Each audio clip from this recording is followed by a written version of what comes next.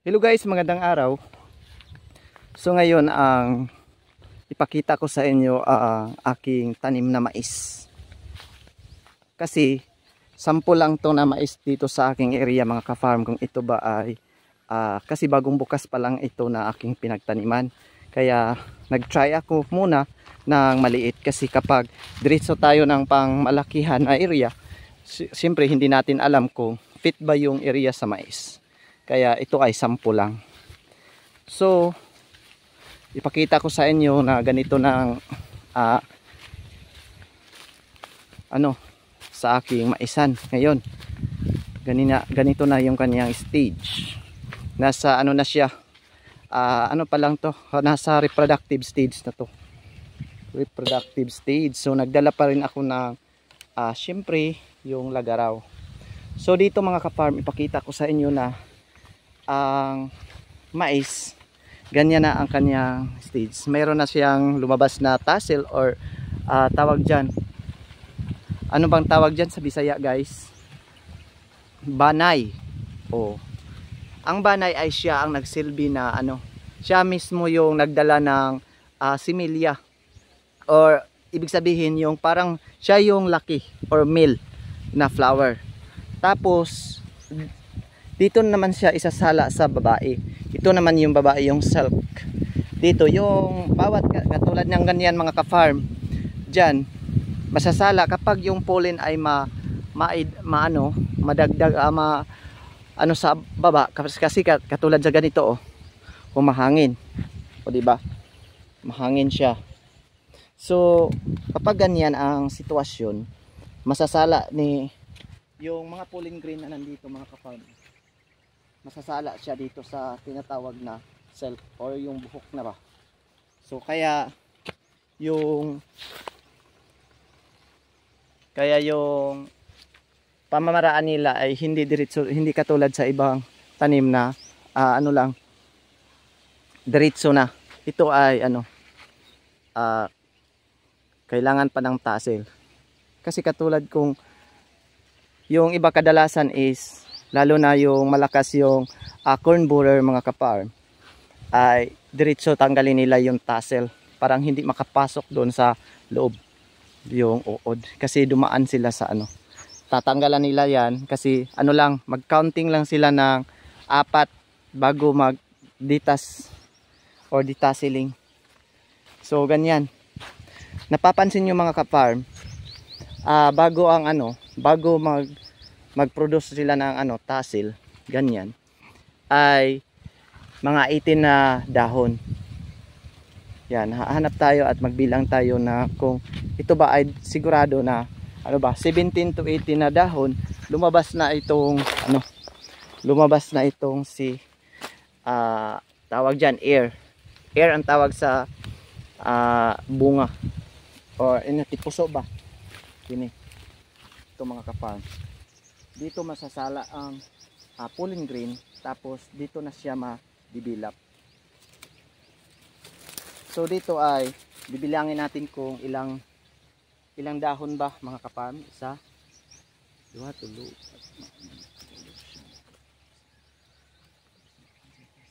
4, 5, 6, 7, 8, 9, 10, 11, 16 na dahon lumabas na to mga ka-farm. Pero mag-start na sila mga 1 to 3 leaves, mag-start na yung mag-decompose yung mamatay na yung pinakaunang dahon kapag maging matured na tong mais. Dito kasi sa amin mga ka-farm, lalo na dito sa bayan ng Esperanza, malaki talaga yung area sa corn.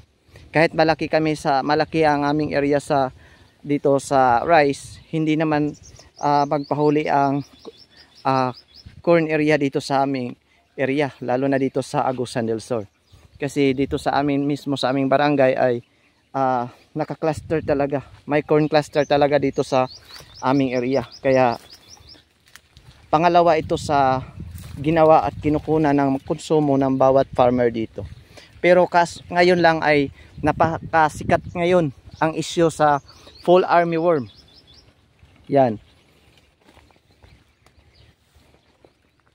Kasi hindi napigilan ay yung fall armyworm, yung daming ano, daming napinsala sa corn, sa fall armyworm. So ito mga ka-farm, dito tayo, hindi sila magkasabay kasi dito banda is huli to. Parang 3 araw ko itong pinatanim kasi dimano lang to mga ka-farm or tudak.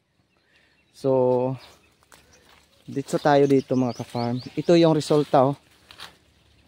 Yan. Ito ay pinsala ng fall armyworm. Sila ay pumasok na sa tassel. Yan.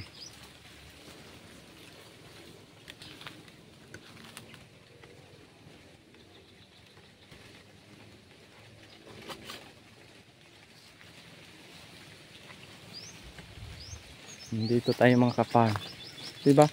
Mas late yung development sa naapektuhan ng fall armyworm dito.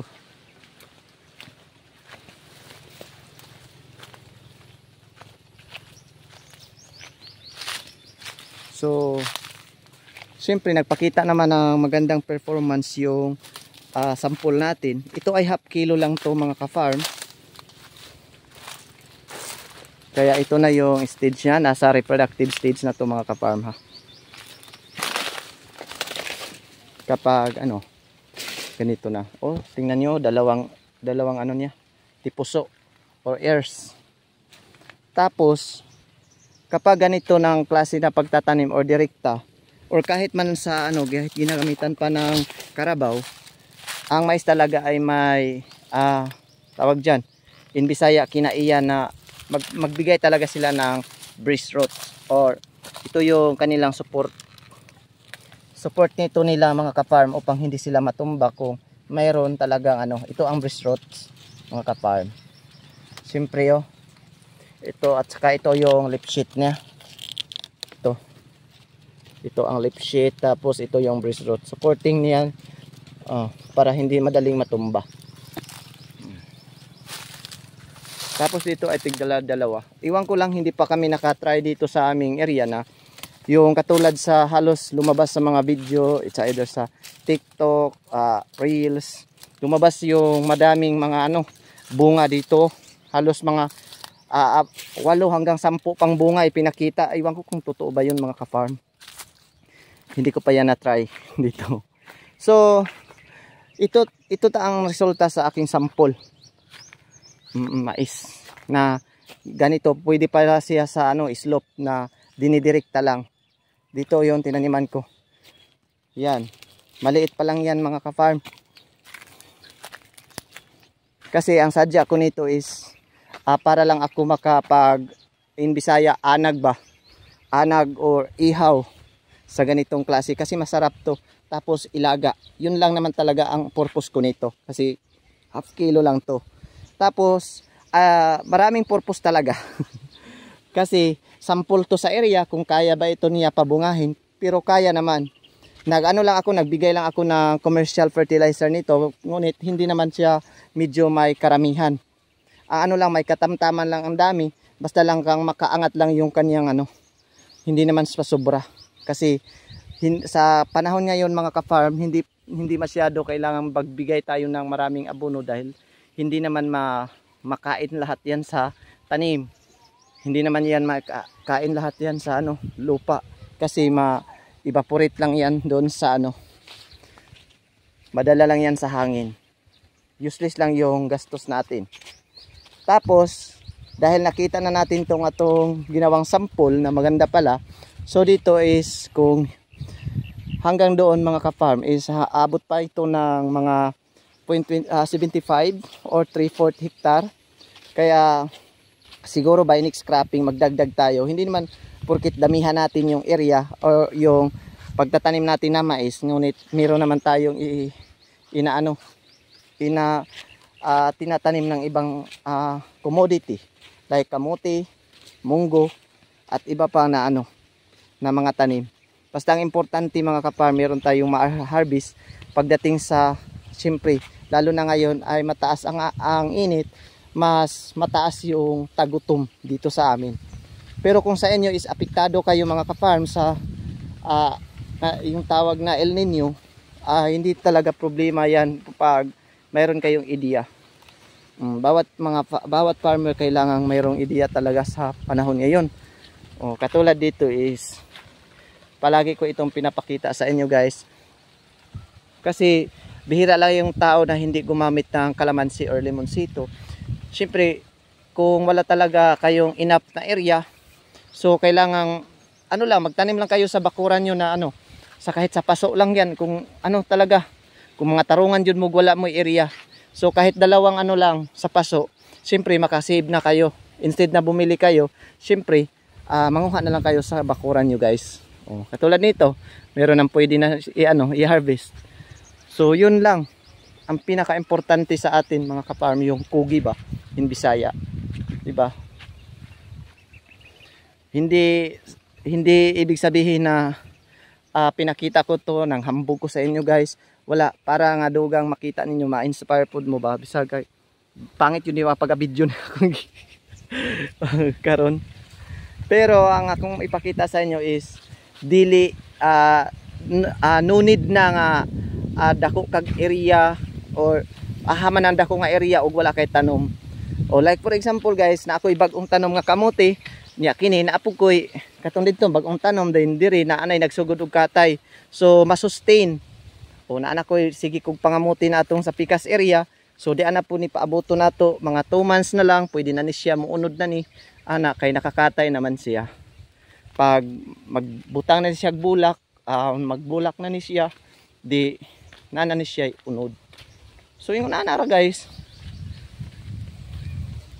yung nanara. So ang kawayan kay mas di man siya ingon nga naghatag na sa ako og production. So papatayin natin yan guys, or tatanggalin natin yung dyan banda, tapos yung ititira natin yung doon. Tapos dyan malagyan pa natin yan ng mga ibang tanim. Dito kulang pa to, kailangan pa to maraming panahon dito